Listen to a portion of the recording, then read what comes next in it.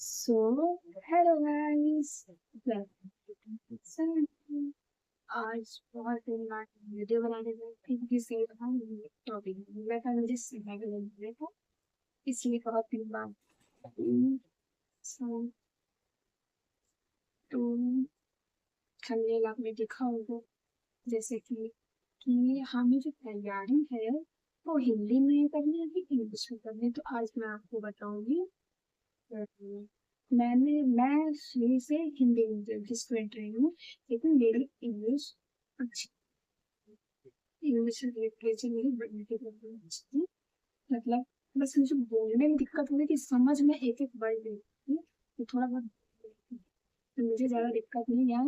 आप लोग को हो सकता है आए जो बिल्कुल और हिंदी मीडियम से और उनको इंग्लिश कम आती है, तो शायद उनको दिक्कत है, लेकिन चिंता नहीं करें कि जब जब इतनी आती थी तो मुझे भी दिक्कत हुई थी।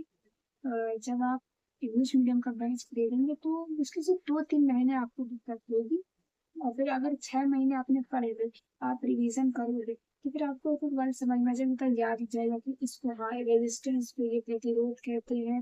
मतलब अब जिनके लिए बिल्कुल नया, जिन्होंने शुरू से प्रतिरोध ये याद किया तो वो तो पता नहीं वो रेजिस्टेंस किसे कहते हैं, तो टाइम लगेगा। लेकिन अगर 6 महीने के लिए वैसे भी तुम रिवीजन करोगे तो तुम जब रिवीजन करोगे तो वो अपने आप याद हो जाएगा, तुमको रिवीजन ही करते करते और तुमको याद हो जाएगा इंग्लिश।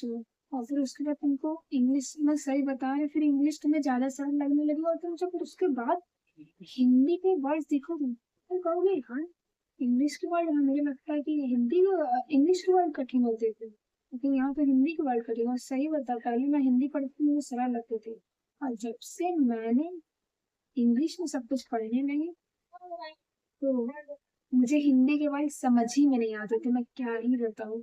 हम कहते बाप रे कितने कठिन कठिन वर्ड है, पेपर में कभी हमको ऐसी इंग्लिश ना आ रहा तो नहीं, हम हिंदी पढ़े तो हमको समझ ही में ना आए। लेकिन ये बात सही है, चाहे आप ट्राई करना। बायो की तो अधिकतर मैं बात बता रही हूँ कि उसको बायो इंग्लिश में जितना पढ़ो उतना अच्छा है, क्योंकि हिंदी में जो उसके सेंटेंस होते हैं वो बहुत शुद्ध हिंदी में होते हैं, आप याद नहीं कर पाओ। इंग्लिश में बहुत इजी रहता है। बायो तो मेरा कहना है कि इंग्लिश में ही तैयार करना चाहिए आपको बायो, क्योंकि इस सेमेस्टर जैसा आपको ठीक लगे वैसा। लेकिन मैं इंग्लिश मीडियम पे इसलिए जोर दे रही हूँ क्योंकि आगे की आपकी फ्यूचर पढ़ाई, आप कहीं जॉब लोगे तो वहाँ आप सब लोग जानते हो कि इंग्लिश मांगता है, तो आपके लिए फायदा होगा अगर आपने शुरू से इंग्लिश में तैयारी करी है या इंग्लिश में पढ़ा है, तो आपको इंटरव्यू या कुछ कहीं आप मतलब वो नहीं होंगे, नर्वस नहीं होंगे। अगर आपको आती है इंग्लिश, और वैसे भी अगर तुमने तैयारी इंग्लिश में करी ना तो तुम्हारी इंग्लिश स्किल्स भी अच्छी हो जाएंगी बोलने वाले भी, तो तुमको बहुत सी चीजें पता चलेंगी। इंग्लिश का जो लेक्चर होगा वो पूरा इंग्लिश में होगा, थोड़ा बहुत हिंदी बोलते हैं ऐसा नहीं है सब लोग, मतलब जो जो इंग्लिश मीडियम बच्चे होते हैं, जो नए नए इंग्लिश मीडियम में आए होते हैं तो उनको हिंदी भी बोलते हैं, हिंदी भी समझाते हैं। ऐसा नहीं है कि भाई हिंदी में समझाए बच्चे समझ नहीं, अगर आपको कुछ नहीं आ रहा है तो आप पूछ सकते हो, आधा हिंदी आधा इंग्लिश में समझ सकते हो, तो आपको बिल्कुल दिक्कत नहीं। बस शुरू के 1-2 महीने वर्ड आपको पकड़ने में दिक्कत हुई, लेकिन जब आप महीने महीने वाले जैसे जनवरी दिसंबर हफ्ते हफ्ते वाले, तो आपको वो वर्ड जितने इंग्लिश के सरल लगेंगे आप कहेंगे यार ये हिंदी या कठिन थे, इंग्लिश मुझे तो शुरू से इंग्लिश में पढ़ना चाहिए था। तो इसलिए मैंने ये बताया कि कौन सा ज्यादा सही है। मेरा हिंदी मीडियम बहुत अच्छा है, ये नहीं कह रही। मैं आगे की प्रोफेशनल के लिए जिस जो मतलब जो जिसकी भी तैयारी करी, मेरा कहना है कि इंग्लिश में करो, चाहे प्रोफेशनल कर रहे हो चाहे गवर्नमेंट कर रहे हो, इसलिए आजकल आप सब जानते हो कि इंग्लिश हर जगह काम देती है। तो अगर आजकल प्रोफेशनल पढ़ाई होती है या सरकारी जॉब मिलती है या कहीं पे भी आप देखिएगा अधिकतर इंग्लिश में टीचर पढ़ाते हैं।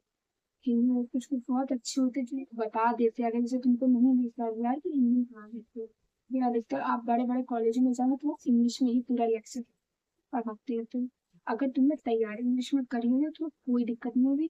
और ये मैं गारंटी लेती हूँ, बस तुम्हें 1 से 2 महीना दिक्कत होगी इंग्लिश को बड़ी पकड़ने में, तो तुम्हें इतना आसान होगा कुछ नहीं। तो मेरा तो ये कहना है कि अगर आप बैच परचेज करें, जैसे उसमें हिंदी और इंग्लिश दोनों मीडियम की क्लास आपको दी जाएगी, कि आपको जो देखना है वो देख लो। अगर आपको जैसे शुरू में आप तैयारी कर रहे हैं, आपको इंग्लिश का नहीं समझ में आ रहा है, तो आप दो दो क्लास में फायदे ले लेना। एक तो पीडीएफ देख लो हिंदी की, तो आपको पता चल जाएगी कि हाँ इसका ये मतलब होता है, इसका ये आपको जो समझ में आए ले लेना। मैंने तो अपनी एक तरफ से एडवाइस दे दी है, और जैसे आपको ठीक लगे ओके,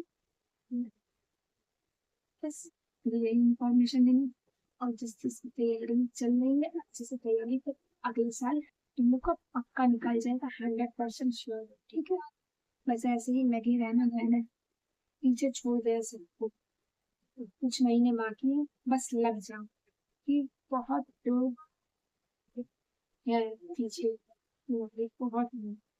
जो नीट, अब हम लोग को पता नहीं है 2026 का नीट का कैसा आएगा पेपर, इसलिए जो नर्सिंग की तैयारी कर रहे हैं तो नीट लेवल के करो, क्योंकि अगर बच्चों का निकल गया नीट तो ठीक है, क्योंकि नीट इस बार यही हुआ, नीट वाले बच्चे भी ट्रेन में बैठेंगे।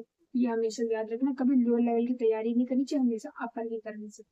ठीक है, तो और मुझसे कुछ पूछना हो, कुछ एडवाइस लेनी हो, कुछ भी, तो तुम मेरे से पूछ सकते कमेंट सेक्शन में। ठीक, सब्सक्राइब करना मत भूलना, चैनल में सब्सक्राइब लगाओ। ठीक है, बाय।